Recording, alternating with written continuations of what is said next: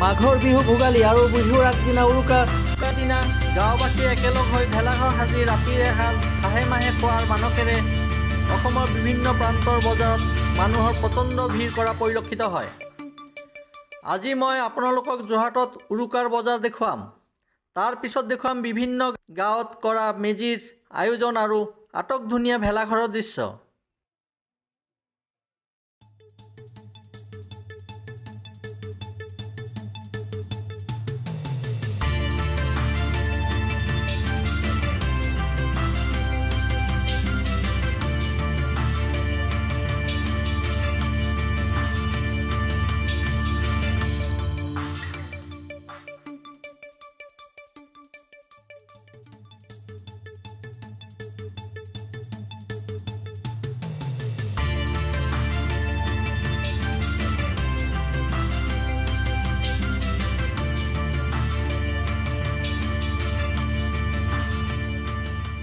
আজি উৰুকা বুলি যোৰহাটৰ বজাৰতো প্ৰচণ্ড ভিৰ, গাড়ী মটৰ আৰু মানুহৰ ভিৰ।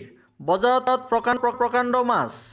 বজাৰখনত সকলোতে উভয় নদী হৈ পৰিছে।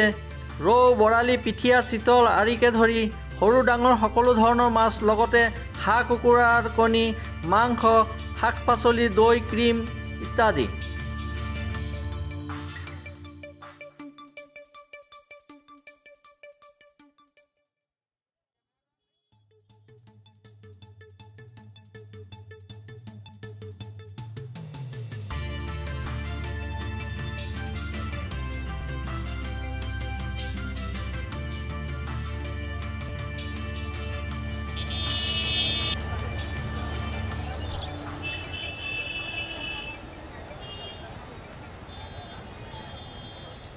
সঁচাকৈ এইটো আমাৰ খুব আনন্দৰ দিন। মানে অসমীয়া হিচাপে আমি নিজকে খুব গৌৰৱান্বিত, কাৰণ আমি এই দিনটোৰ কাৰণে বহুদিন অপেক্ষা কৰি থাকোঁ। বহুদিনৰ মূৰত, বছৰেকৰ মূৰত এদিন আহে, আৰু সেই দিনটো ৰাতিটো আমি খুব আনন্দৰে মাছে মঙহে উপভোগ কৰাটো আমাৰ অসমীয়া এইটো পৰম্পৰা, আৰু এইটো ভৱিষ্যতে জীয়াই থাকিব।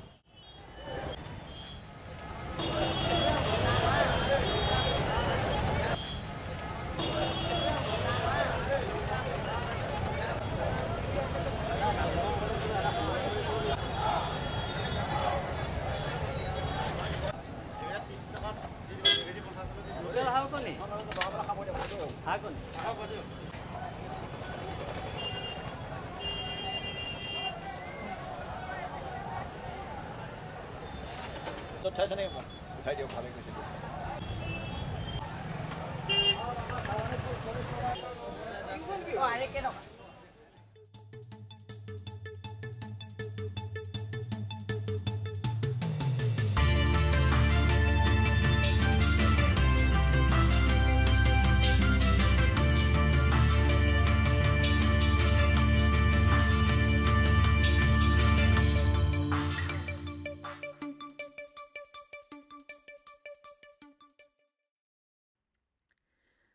আজি মেজিৰ দিনা আমি উপস্থিত হৈছোঁ যোৰহাট নগৰৰ পৰা প্ৰায় 12 কিলোমিটাৰ দূৰত থকা হকাইখঙীয়া গাঁৱত, আৰু তাত গাঁওবাসীয়ে পৰম্পৰাগতভাৱে যিদৰে মেজিৰ আয়োজন কৰিছে তাৰেই দৃশ্য আপোনালোকলৈ আগবঢ়ালোঁ।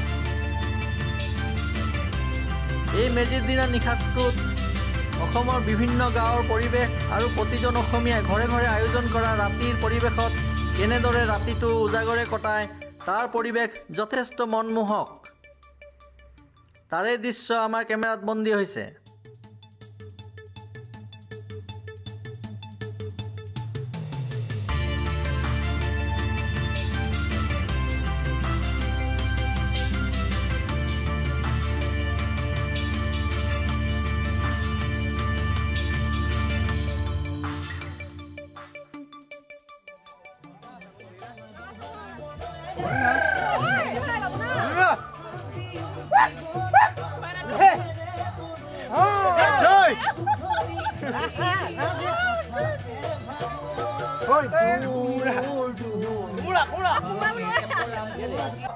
আপোনালোকৰ অনুভৱটো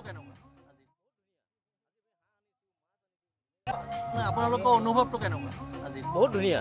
আজি আমি হাঁহ আনিছোঁ, মাছ আনিছোঁ, ধুনীয়াকৈ বনাইছোঁ, মেলিছোঁ, আমি একেলগে খাম। আমি প্ৰতি বছৰে খাওঁ। আমাৰ 20 ঘৰ মানুহ আছে 20 ঘৰ মানুহ আমি একেলগে খাওঁ এই জেগাডোখৰৰ নাম কি দাদা ককাইখঙীয়া এতিয়া আজি আপোনালোকে কেইটা বজাত ভেলাঘৰ জ্বলাব ভেলাঘৰ 4টা বজাত জ্বলাম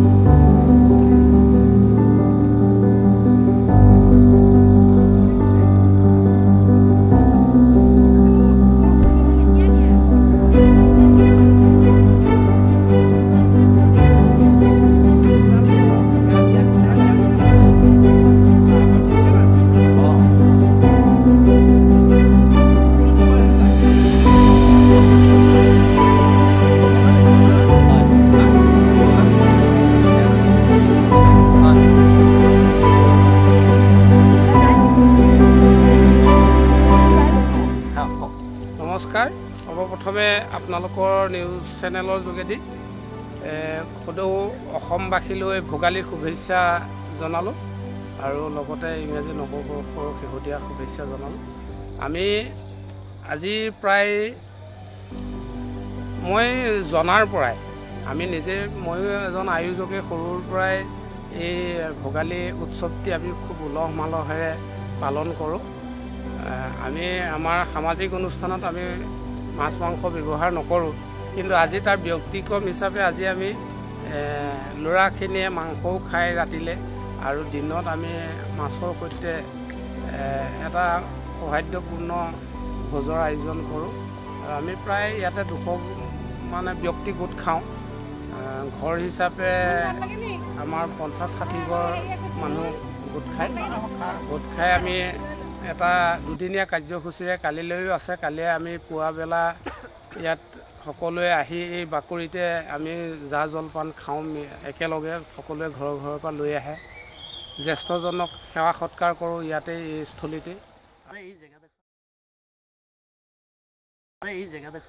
জেগাডোখৰৰ আমাৰ নাম এইখন গাঁৱৰ নাম সকাইখঙীয়া গাঁও সকাইখঙীয়াৰ এইটো আমাৰ উজনি চুবুৰীৰ আমি একেলগে গোটেই উজনি চুবুৰীটোৱে মিলি মানে খাওঁ ইয়াতে কিমান মানুহ হ'ব আমাৰ ইয়াতে প্ৰায় 50-60 ঘৰ মানুহ একেলগে গোট খাওঁ আৰু 200 জন ব্যক্তি হয় 200-220 এনেকুৱা ব্যক্তি হয় আগৰ অহা আমি আকৌ বৰ্ষটো এনেদৰেই পালন কৰি যাম যদি ভগৱন্তই সকলোকে কুশলে ৰাখে শেষত সকলোলৈকে ভোগালী শুভেচ্ছা জনাব ধন্যবাদ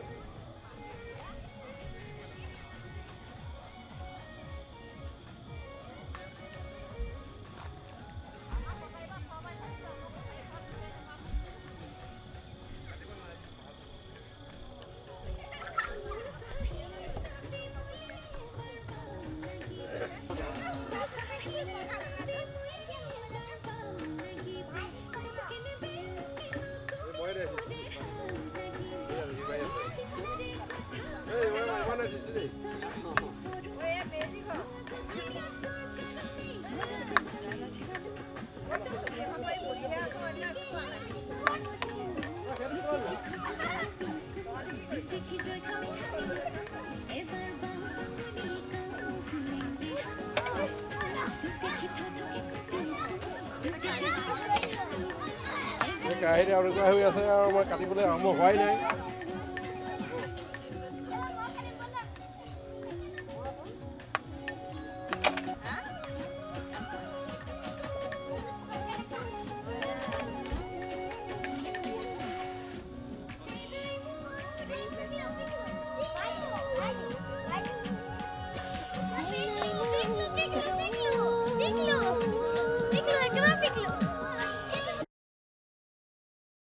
আমি এতিয়া মাত্ৰ 4 ঘৰ মানুহ লগ খাই পেলাই খোৱা হৈছে ইয়াতে 4 ঘৰ মানুহ হয় এতিয়া আজিতো মানে হাঁহে মাহে এসাঁজ খাম বুলি আজি হেৰি কৰিছোঁ যোগাৰ কৰি আছোঁ বৰ্তমানলৈকে হয় পৰম্পৰাটো ৰক্ষা কৰিবৰ কাৰণে হয়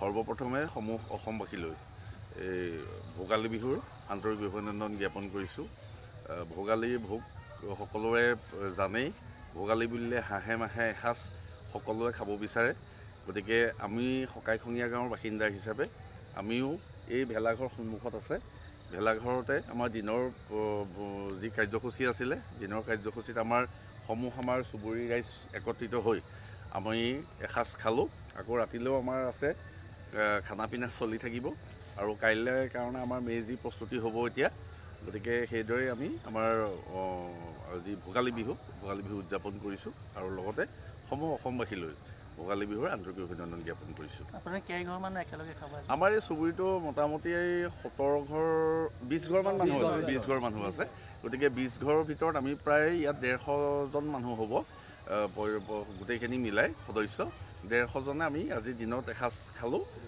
আৰু এতিয়া ৰাতিলৈও আমাৰ আকৌ খানা পিনা চলিব আমাৰ মেজিও হ'ব বুঢ়া মেজি জ্বলিব আমাৰ সেইদৰে আমি ভোগালী আয়োজন কৰিছোঁ আৰু কাইলৈ ৰাতিপুৱাটো আপোনাৰ বিহু হয় বিহুটো আমি দহি আৰু সেইখিনি থাকিব আমাৰ পৰম্পৰাগত যিখিনি পিঠা পনা তিল পিঠা আৰু আমাৰ যিটো ৰঙালাও আমাৰ যিটো এইটো কি কয় ৰঙা আলু কুঁৱৰী আলু সেইখিনি সিজাই পেলাই সেইটো খোৱা হয় সেইখিনি পৰম্পৰা আৰু বিভিন্ন প্ৰকাৰৰ যিখিনি পিঠা পৰম্পৰা চুঙা পিঠা চুঙা চাউললৈকে সম্পূৰ্ণখিনি আমাৰ আয়োজন হৈছে কাইলৈ এই স্থানতে আমাৰ যি বুঢ়া মেজি জ্বলিব আৰু সেইচতে আমি ৰাইজ বহি তাতে আমি পিঠা পনাৰ পৰা ধৰি সকলোখিনি আমি জুতি ল'ম ধন্যবাদ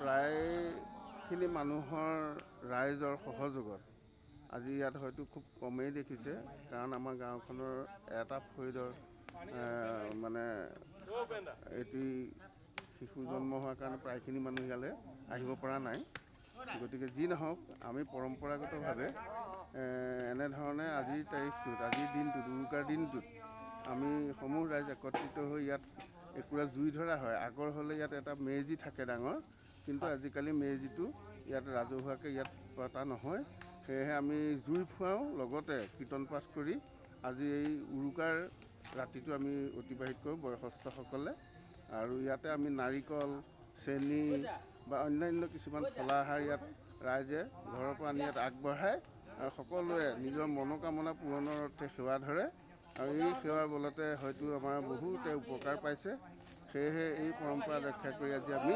সকাইখঙীয়াবাসীয়ে এয়া এনেধৰণে সেয়া আজি আপুনি শুনিছে নিশ্চয় এই হৰিধ্বনি দিছে এই হৰিধ্বনিৰ জৰিয়তে মানে তেখেতসকলৰ মনোকামনা সিদ্ধি হয় বুলি এটা আমাৰ বিশ্বাস এই বিশ্বাসৰ বলতে আমি আজি এনেধৰণে ইয়াত সমবেত হৈ আমি সকাইখঙীয়াবাসীৰ সমূহ ৰাইজলৈ লগতে আপোনাৰ চেনেললৈও আজি শুভেচ্ছা ভোগালীৰ শুভেচ্ছা যাচিছোঁ লগতে আমি সকলোৰে মংগল কামনা কৰি বিশ্বৰ মংগল কামনা কৰি আজি এই অনুষ্ঠান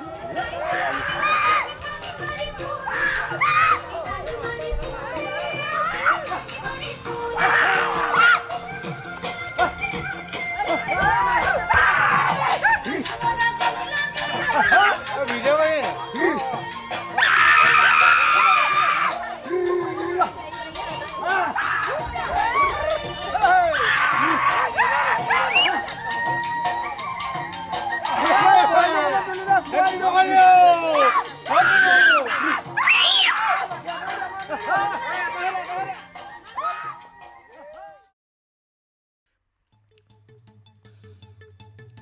এতিয়া আমাৰ প্ৰতিবেদনত আটাইতকৈ আকৰ্ষণীয় যিটো ভেলাঘৰৰ দৃশ্য তাৰে দৃশ্য দেখুৱাবলৈ আমি 2 নম্বৰ চৰাইবাহী গাঁৱত উপস্থিত হৈছোঁ। ইয়াত সমগ্ৰ গাঁওবাসীয়ে সুদীৰ্ঘ 12 বছৰ ধৰি পৰম্পৰাগতভাৱে মেজিৰ আয়োজন কৰি আহিছে। আজি সুউচ্চ 35 ফুট ওখ উত্তৰ প্ৰদেশৰ ৰংমহলৰ আৰ্হিত ভেলাঘৰ সাজি 50-60 ঘৰ মানুহে একেলগে ৰাতিৰ সাজ খোৱাৰ মানসেৰে এক বৰ্ণাঢ্য অনুষ্ঠান এই বছৰটো আয়োজন কৰে।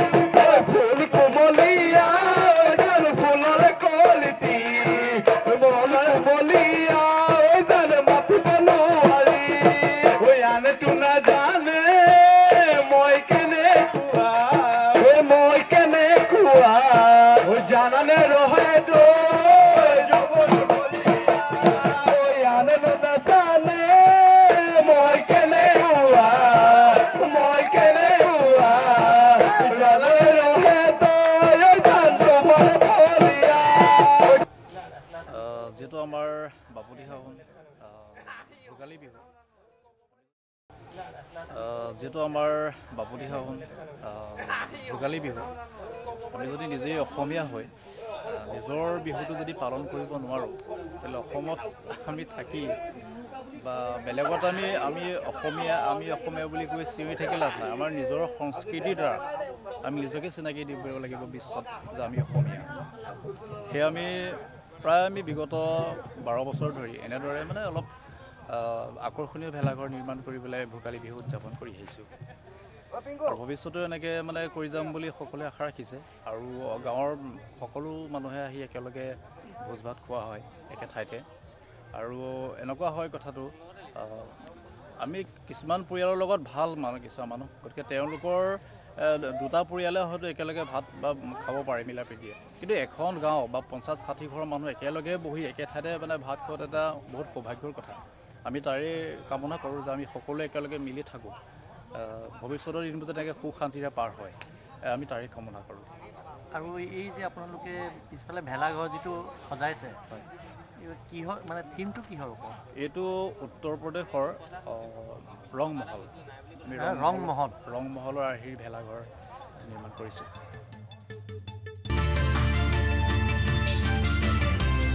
যোৰহাটৰ পৰা উৎপল দত্তৰ ৰিপৰ্ট, মায়া নিউজ।